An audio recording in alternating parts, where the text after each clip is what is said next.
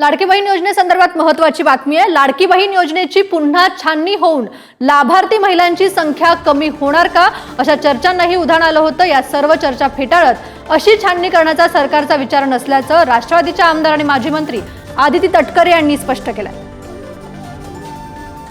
माजी मंत्री आदितीताई तटकरे आहेत, जो गेम चेंजर असा जी योजना ठरली यावेळेस निवडणुकांमध्ये ती लाडकी बहीण योजनेची होती आणि त्या सगळ्या संदर्भात बातचीत करण्यासाठी माझ्यावर आदिती आहे। ताई, काय सांगाल, एकंदरीत जो निर्णय झाला त्याचा फेर विचार जो आहे तो केला जाणार अशी चर्चा जी आहे ती सध्या सुरू आहे। नेमकं काय पडताळणी होणार आहे पुन्हा एकदा त्या सगळ्या? नाही, अशा पद्धतीचा कुठलाही स्क्रुटिनीचा निर्णय झालेला मात्र या सगळ्या योजनांमध्ये 2100 रुपयांची वाट अजूनही महिला पाहतायत। मला वाटतं राज्याच्या मुख्यमंत्री महोदयांनी त्या संदर्भातली जी भूमिका आहे ती स्पष्ट केलेली आहे।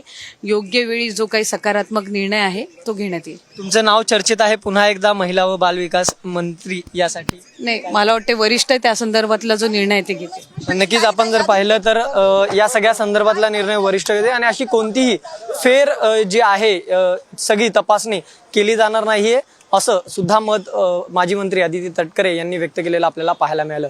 व्हिडिओ जर्नलिस्ट मनोज सोलंकी समित धनंजय दळवी, पुढारी न्यूज, मुंबई।